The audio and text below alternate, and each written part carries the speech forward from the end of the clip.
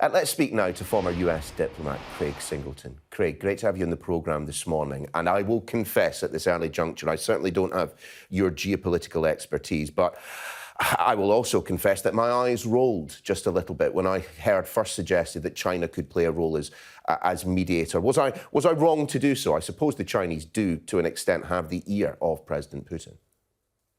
Thanks for having me. Well, it's very difficult to perceive that the Chinese would be seen by any party here as a neutral arbiter.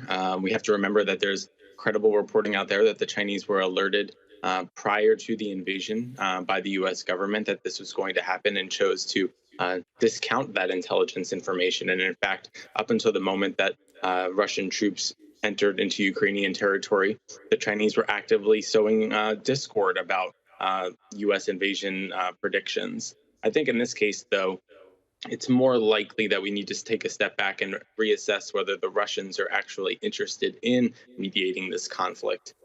Even if they were interested in that, which I would say they're probably not, I don't think the Russians or the Chinese would probably be the most likely interlocutor for those sorts of exchanges.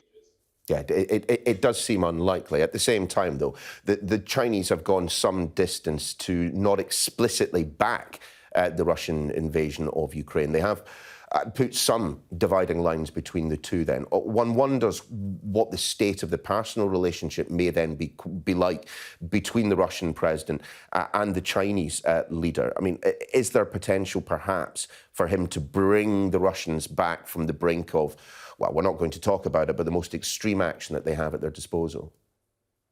The relationship between China and Russia has always been very top down. And so there have always been elites inside of Beijing and in Moscow who always said that this was not worth it, that there was true imbalance within the relationship. And so that top down partnership necessarily hasn't filtered down into other parts of the Russian or the Chinese apparatus.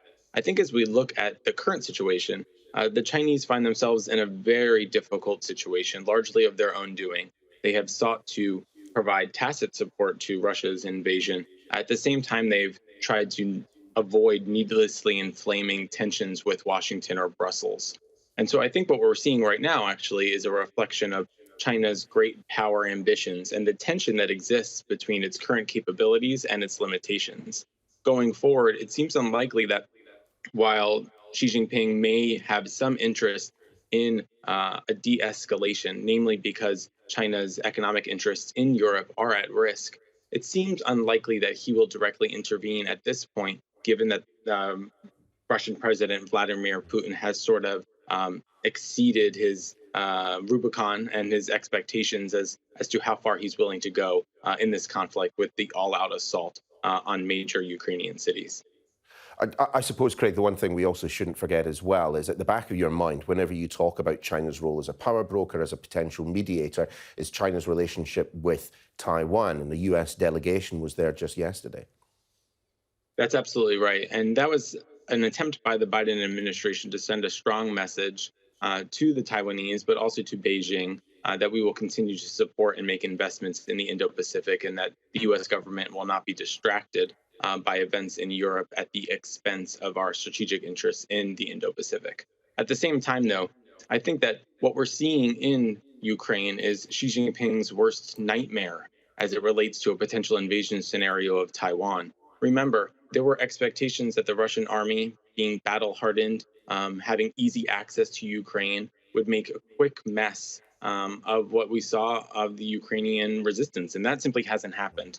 And so as Xi Jinping thinks about his options for Taiwan, the last thing he wants to do is get into a protracted military street fight in Taiwan, nor could he have possibly anticipated the strong worldwide condemnation and the strong sanctions, particularly against Russia's central bank, that could be inflicted upon China should it make a move on Taiwan. And for all of those reasons, I would assess right now we're actually seeing a pushback in any sort of potential military reunification scenario between China and Taiwan. And so it'll be interesting to see how this develops over time. And it'll be interesting to see how China's posture perhaps has to shift and adjust as it reacts to the U.S. worldwide sort of U.S.-led or worldwide condemnation and sanction strategy against Russia.